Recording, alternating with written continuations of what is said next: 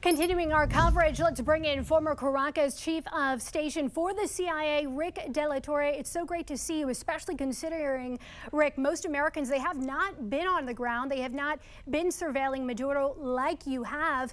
Tell us about what you witnessed of his regime. Well, my time at the helm was during a period of time where Maduro was firmly entrenched, was running his criminal network over a number of years. His inner circle was just as guilty in so many of the things that we've now charged Maduro with. That is the human trafficking, the sale of drugs into the United States, the material support to terrorist organizations from Colombia within their borders. And then on the political front, his open door policy, red carpet treatment to our enemies, to include Hamas, Hezbollah, China, Russia, and in particular the Cuban intelligence apparatus that really terrorizes not just the Venezuelan people, but keeps them in place so that they could go ahead and take the oil that Venezuela produces and they could use it and profit off it. So we're talking about a guy who was a criminal in every sense of the word. Well, you mentioned the intelligence community, and we've heard a lot about the military side of this operation over the weekend, but how much of a role would the intelligence community have played in the capture of Maduro, tracking his whereabouts?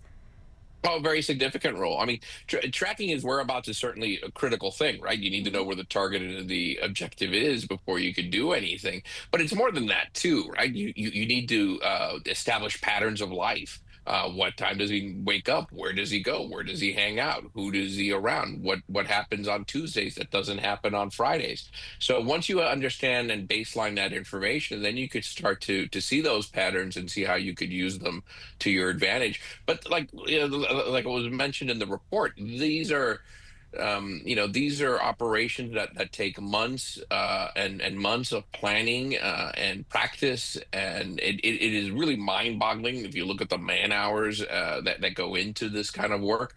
But the result is the professionalism, the exceptional results of this operation that I think is probably going to go down in history as probably one of the greatest military operations ever conducted by our U.S. military. Well, historic for so many reasons. I mean, not just considering the arrest, but the perp walk, even his comments today during his, initial appearance in court, maintaining that he is still president.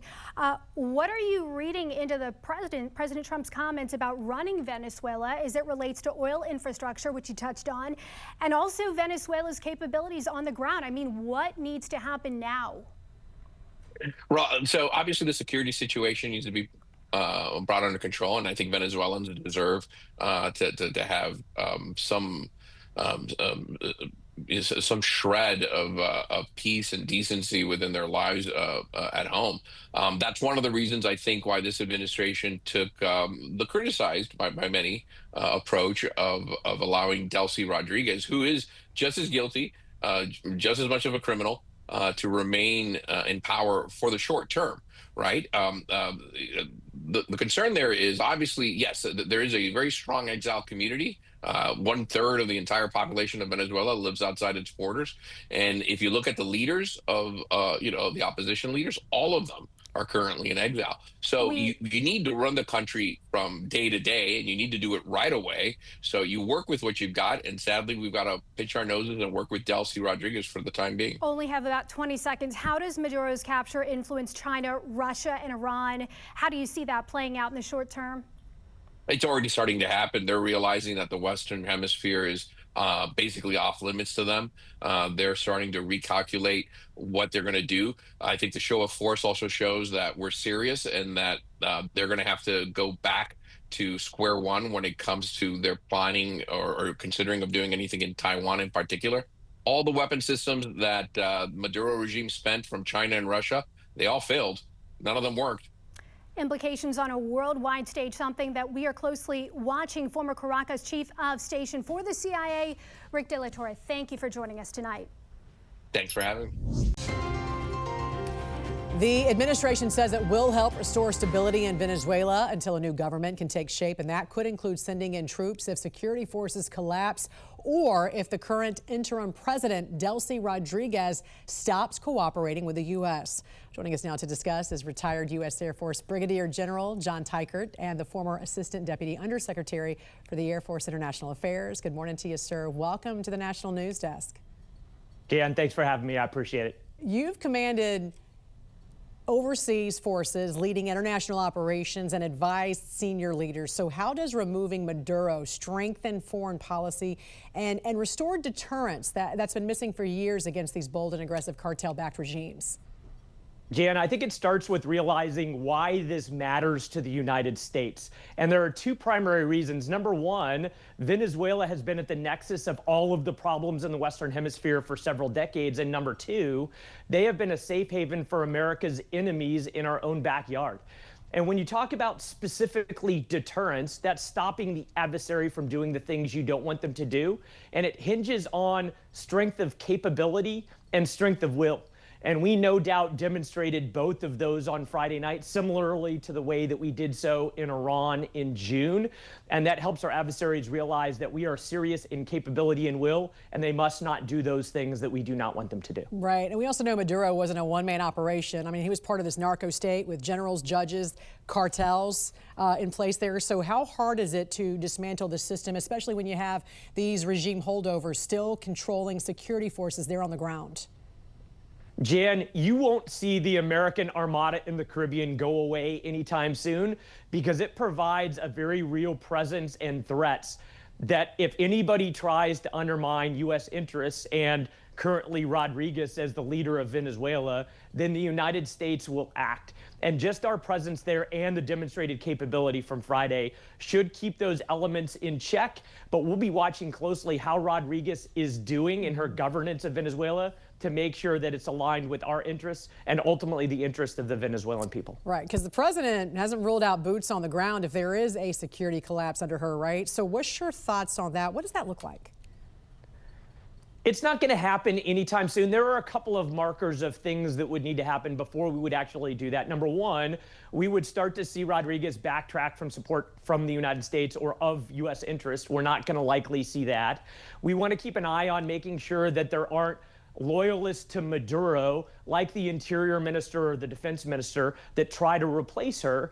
And then the president has promised that there was a phase 2 of strikes that he didn't use on Friday night that would likely be used against large-scale activity in the defense industry in Venezuela that would act against U.S. interests. And that still remains on the shelf as an active plan. And we would implement that type of phase 2 strike before we would ever start thinking about boots on the ground. All right, that's actually very good information there. Now, some look at history and point to Panama or, Iraq as a model for perhaps what we should and should not repeat, although every situation and every country is still very different. How would you advise the president right now, and what lessons have we learned from past operations?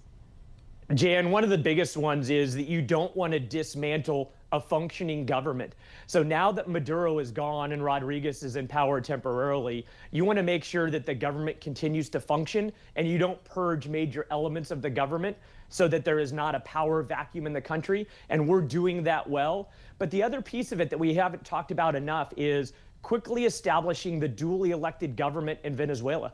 They had elections in 2024. Massively popular leaders like González in exile in Spain and the Nobel Peace Prize winner Machado won that election. Let's not linger and allow Rodriguez to be a long-term figure. Let's use her as a transitional figure and get those very popular figures in place as quickly as possible so that you've got a mandate of support from Venezuela and likely the international community as well. Yeah, and finally, there's this economic element, right? Because controlling oil revenue, sanctions relief, and access to global markets also very critical moving forward. So what does success look like a year from now if all goes well, and what will you be closely watching? Jan, we need to make sure that there's this quick transition of governments from Rodriguez to the popularly elected government of González and Machado. And then we need to keep an eye on stability factors, security factors, and economic factors to make sure that they are flourishing and that we are purging those negative elements of the government that have caused it to be the nexus of problems in the Western Hemisphere and that safe haven for adversaries of America in the region. All right, General, we appreciate your insight at this historic moment. Really, some of the hardest decisions are being made right now. Thank you also for serving our country. It's my privilege. Thanks for having me.